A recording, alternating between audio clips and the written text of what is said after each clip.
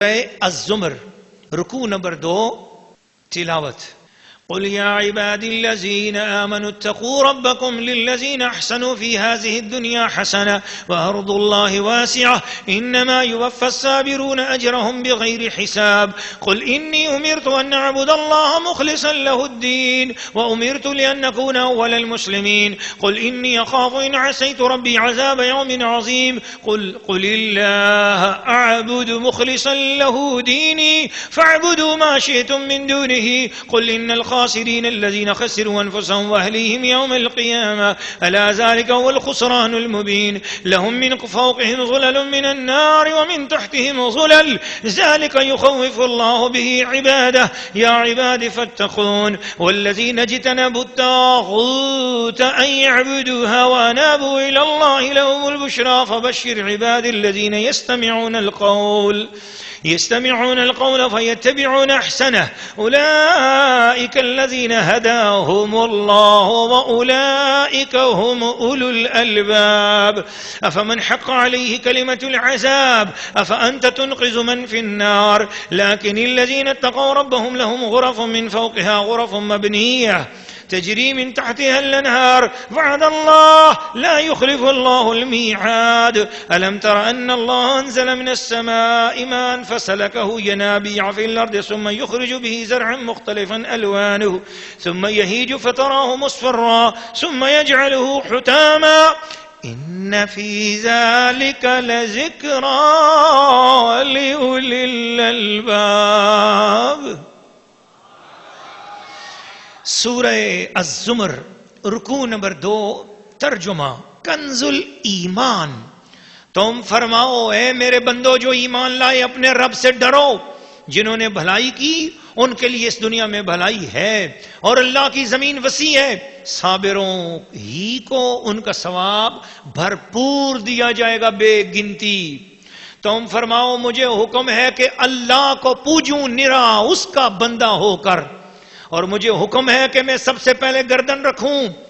تم فرماؤ بالفرض اگر مجھ سے نافرمانی ہو جائے تو مجھے بھی اپنے رب سے ایک بڑے دن کے عذاب کا ڈر ہے تم فرماؤ میں اللہ ہی کو پوجتا ہوں نرا اس کا بندہ ہو کر تو تم اس کے سوا جسے چاہو پوجو تم فرماؤ پوری ہار انہیں جو اپنی جان اور اپنے گھر والے قیامت کے دن ہار بیٹھے ہاں یہی کھلی ہار ہے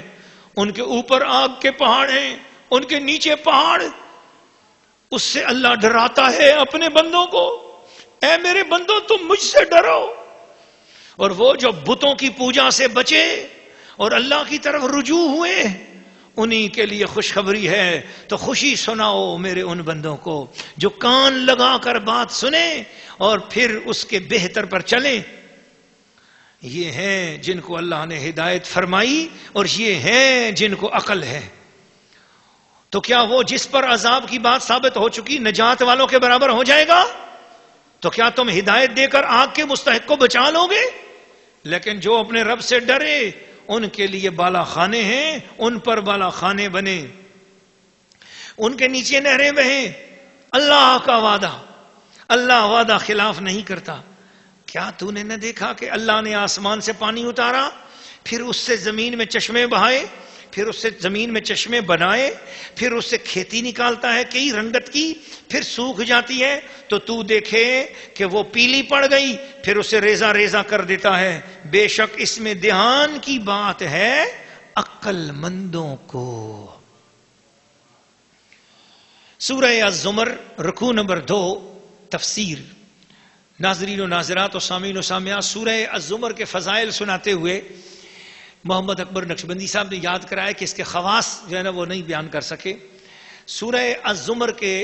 بہت بڑے بڑے خواص ہیں اور بہت بڑی بڑی اس کی بھی برکات ہیں اس کی ایک برکت یہ ہے کہ خصوصاً وہ لوگ جو شراکت کا کاروبار کرنے والے لوگ ہیں جو شراکت کا کاروبار کرتے ہیں جن میں کئی اور لوگ بھی شریک ہوتے ہیں اور انہیں ڈر ہوتا ہے کہ میرا شریک کہیں میرے ساتھ دھوکہ نہ کر دے یا یہ کہ ان کے شریکوں کو کوئی آپس میں لڑا نہ دے اور کہیں بزنس خراب نہ کر دیا جائے تو ایسے لوگوں کے لیے سورہ زمر دونوں شریک ایک شریک سورہ زمر اپنے ہاتھ سے لکھ کر دوسرے کو دے دوسرا اپنے ہاتھ سے لے کر اس کو دے، تو اللہ پاک دونوں کو عمر بھر آپس میں سلامت رکھے گا، جھگڑا نہیں ہوگا، نفع بھی ملتا رہے گا۔ اور بہت سارے نفع بھی ہیں، لیکن اس وقت وہ ٹائم نہیں ہے۔ میں اس رکوع کی تفسیر کی طرف آتا ہوں کہ ناظرین و ناظرات اور سامعین و سامعات، اللہ پاک نے اس پورے رکوع میں ایمان اور تقوی کی بات کی، اپنے ڈر کی بات کی۔ جو مجھ سے ڈر جاتے ہیں ان پر کیا انعام و اکرام کرتا ہوں، اور جو مجھ سے ڈرتے نہیں ہیں ان کو کیسا عذاب دوں گا۔ بتوں اور نافرمانوں کی اطاعت سے دور ہونے کا حکم دیا کہ جو بت ہیں وہ نہ کسی کا کچھ کر سکتے ہیں نہ کچھ۔ تو بڑے بڑے ہندوؤں کی کوئی بھی اگر بات ہو، فلاں دیوی میں گئے تو یہ مراد پوری ہو گئی، فلاں جگہ گئے تو یوں ہو گیا۔ مجھے ایک شخص نے بات سنائی، میں اس کا نام نہیں لینا چاہتا، انڈیا میں کام کرتا تھا، اس کی اولاد نہیں ہوتی تھی، وہ بہت سارے پیروں فقیروں کے پاس گیا کہ میری اولاد ہو، اور اولاد میں بھی جو ہے نا وہ بیٹا مانگتا تھا کہ مجھے بیٹا ہو۔ اس نے مجھے خود بات سنائی، تو اس نے کہا کہ جی میں پھر میرے ساتھ ایک کام کرتا تھا، اس نے کہا تمہارے پیروں فقیروں کے ہاں سے تو تمہاری دعا پوری ہوئی نہیں ہے، چلو میں تمہیں اپنے مندر میں ہندوؤں کے ہاں لے کر جاتا ہوں، تم ہندو کے پاس چلے جاؤ، وہ کوئی تمہاری بپتسمہ کرے گا، کچھ تمہارے ساتھ جو ہے نا وہ تمہیں جو ہے نا پھر تمہارے ہاں دیکھو بیٹا ہوتا ہے۔ کہتے ہیں کہ اولاد بھی نہیں ہو رہی تھی، تو میں بس اس کی باتوں میں آ گیا اور میں چلا گیا، میں مندر میں گیا، اس نے میری یہاں تلک ملک لگایا اور مجھ سے کچھ کلمے پڑھائے جو مجھے نہیں پتا وہ کیا پڑھایا اس نے، میں پڑھتا گیا۔ پھر اس نے مجھے کہا کیا مسئلہ ہے، میں نے کہا بھی میری اولاد نہیں ہوتی۔ اس نے کہا اسی مہینے حمل ٹھہرے گا، میں تمہیں ایسا جو ہے نا وہ چیز دیتا ہوں۔ اس نے کوئی چیز مجھے دی اور کہا کہ جا کے یہ بیوی کے پیٹ میں باندھ اور بیوی کے ساتھ مصروف ہو، ایک دن مصروف ہو دوسرے دن نہیں، ایک دن مصروف ہو دوسرے دن نہیں، ایک دن مصروف ہو دوسرے دن نہیں، تو تجھے اولاد ہو جائے گی اور بیٹا ہوگا، اور پھر دیکھ لینا۔ میں اٹھ کے آ گیا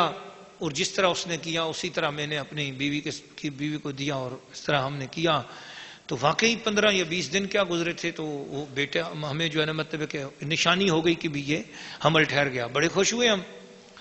اب ہم بڑے خوش ہوئے تو میرا اندر سے دل ڈرنے لگا کہ میں نے ہو نہ ہو کوئی غلط کام کیا ہے، میں ہندو کے پاس گیا تھا، کیوں کیا میں نے ایسے؟ مجھے اپنے اندر سے شرمندگی اور ندامت شروع ہو گئی۔ پھر میری بیوی جو ہے نا اس کو نہیں پتا تھا کہ میں نے یہ کہاں سے یہ تعویذ لایا اور کیا میں نے کیا۔ تو کچھ دن گزرے تو میرے دل کے اندر پھر یہ بات آئی، اور میں نے وہ ہندو کے جو بندہ تھا اس نے جو مجھے لے کے گیا تھا اس کو میں نے کہا کہ بھئی گھر میں نشانی ہو گئی ہے۔ تو اس وہ مندر کا جو پجاری تھا اس نے کہا کہ تم دیکھنا ہماری جو دیوی ہے نا یہ اولاد کی دیوی ہے، یہ اولاد دیتی ہے، تو تم دیکھنا کہ تمہیں جو ہے نا یہ ملے گی، اولاد ملے گی اور بیٹا ملے گا۔ تو میں نے فون پر کہا لا الہ الا اللہ محمد الرسول اللہ، یا اللہ مجھ سے کفر و شرک ہو گیا، میں معافی مانگتا ہوں، اے اللہ۔ یہ میں نے ایسے ہی فون پر اس پجاری کو کہا، میں نے کہا میں غلطی ہو گئی، میں تیرا تعویذ لا کے جا کے پھاڑ دیتا ہوں، اور میں شرک سے بری ہوں، مجھ سے شرک ہوا، مجھ سے غلطی ہوئی، میں معافی مانگتا ہوں، اور سن لے تو زور لگا سکتا ہے تو لگا، اب میں اللہ سے دعا کرتا ہوں کہ یا اللہ بیٹا نہ ہو، مجھے جو پہلے ہو وہ بیٹی ہو۔ کہنے لگا پھر میں آ گیا اور میں نے مسجد میں بیٹھ کر روزانہ میں 100 رکعت نفل پڑھ کے معافی مانگتا، یا اللہ میں کیوں مندر میں گیا، یا اللہ میں کیوں گیا، میں بہت معافی مانگتا ہوں۔ تو مجھ سے مسئلہ پوچھنے آیا تھا کہ پیر صاحب کیا میں مسلمان ہوں یا مجھ سے کفر ہو گیا؟ میں نے کہا نہیں، انشاءاللہ تمہیں چونکہ ندامت ہوئی ہے، شرمندگی ہوئی ہے، تم نے معافی مانگی ہے، تو یہ بات تو ہے کہ تمہارا نکاح بھی ٹوٹ چکا ہے، اور یہ بات بھی ہوئی ہے کہ تمہارا جو ہے نا اب نئے حق مار کے ساتھ اپنی بیوی سے دوبارہ نکاح ہوگا، یہ بات بھی ہو چکی ہے کہ تمہاری گزشتہ تمام نیکیاں برباد ہو چکی ہیں، زندگی میں جتنے بھی تم نے کام کیے ہیں تمام نیک کاموں کا ثواب تمہارا ضائع ہو چکا ہے، تمہاری زندگی میں جتنے بھی تم نے اچھے کام کیے تھے وہ سب کے سب گناہوں میں بدل چکے ہیں، تمہاری زندگی کے گزشتہ نامہ اعمال کے اندر گناہ ہی گناہ لکھے جا چکے ہیں یہ کام کرنے سے۔ توبہ تم نے کر لی ہے، توبہ کی وجہ سے تمہارا اسلام تمہیں دوبارہ نصیب ہو چکا ہے، تم مسلمان ہو، لیکن یہ مت سمجھنا کہ زندگی میں جو نیک کام کیے تھے وہ بھی تمہیں ملیں گے، وہ سب ختم ہو چکے ہوئے ہیں اس ایک کام کی وجہ سے جو تم مندر میں جا کر اولاد کے لیے گئے تھے۔ اس سے ہماری وہ مسلمان عورتیں جو عامل داس، جو عامل فلاں بنگالی اور عامل فلاں داس اور فلاں میں نام نکل گیا میری زبان سے، بہت سارے چیزیں اس طرح کے ہندوؤں کے پاس جاتی ہیں اخبارات میں سے اشتہار پڑھ کے، یا اپنے گھروں سے بیٹھ کر ٹیلی فون کرتی ہیں، اگر انہوں نے اس یقین کے ساتھ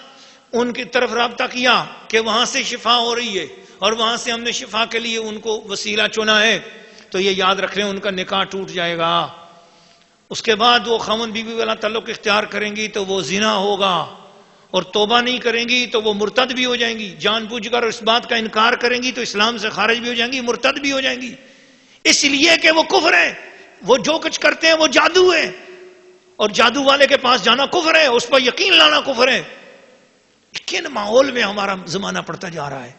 آؤ قرآن کی بارگاہ میں آؤ، آؤ علماء کے پاس آؤ، آؤ فقراء کے پاس آؤ، اتنے مشائخ موجود ہیں.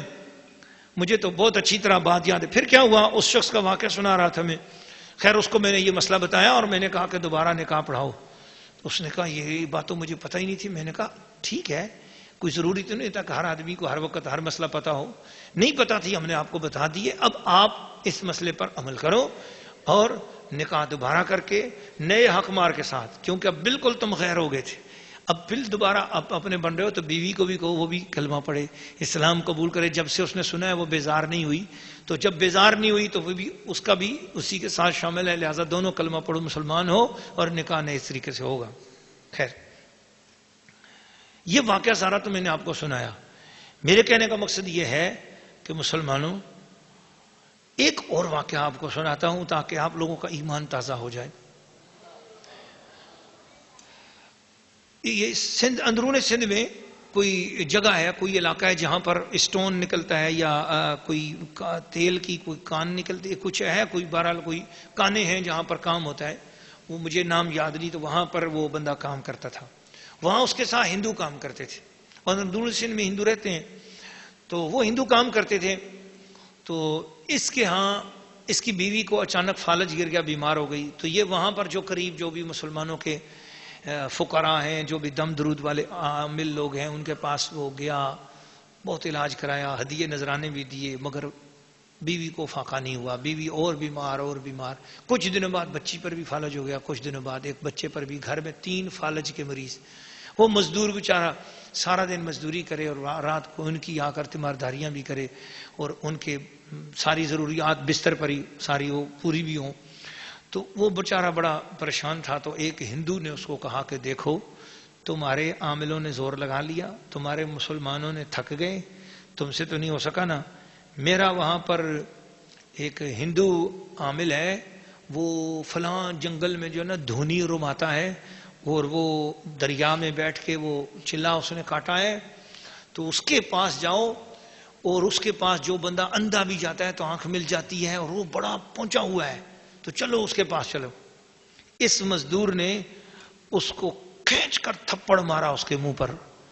کہا تجھے جرت کیسی ہوئی کہ تو مجھ سے یہ بات کرنے والا ہے؟ میرے سارے گھر والے مر جائیں، میرے رب کی طرف سے وہ آزمائش ہوگی، مرتے ہیں تو مر جائیں، مگر میں مشرک کے پاس اور کافر کے پاس نہیں جاؤں گا. وہ مزدور جب اس نے مجھے یہ بات سنائی، میں نے آگے بڑھ کر اس کے ہاتھ چوم لیے، میں نے اس کے ماتھے کو چوما. میں نے کہا آج مجھے سچی توحید والے کی زیارت ہو رہی ہے، میرا دل خوش ہو رہا ہے. میرے نبی کا دین تو نے نافذ کیا. کتنا بڑی آزمائش تھی. گھر میں 3 بندے فالج والے ہیں، اور وہ کہہ رہا بڑا جی وہ بڑا پہنچا ہوا ہے، گرو ہے ہمارا، بڑا پہنچا ہوا جو ہے نا وہ پنڈت ہے، آؤ اس کے پاس. اور اس مزدور نے جو جواب دیا، گھروں میں بیٹھی ہوئی امیر زادیوں، پیسے والیوں، سیٹھنیوں اور مسلمانوں کی امیر گھرانے کی غافل لڑکیوں اور لڑکوں اور نوجوانوں، محبوب آپ کے قدموں میں، پسند کی شادی، پرائز بانڈ نکل جائے گا. ان باتوں کو سوچ سوچ کر تم ہندوؤں کے پاس جاتے ہو، تمہارا ایمان برباد ہو جاتا ہے. تمہیں جو مراد چاہیے مسجد میں آؤ، 2 رکعت نماز نفل پڑھ کر صلاۃ الحاجت پڑھو اور دعا کرو مولا میری دعا پوری فرما. انشاءاللہ رب پر یقین کرو، وہ کام جو دنیا کے سارے عامل نہ کر سکیں، میرے رب کا ایک سجدہ تم میرے رب کے حضور ایک سجدہ کرو گے، وہ سجدہ تمہارے کام کر دے گا.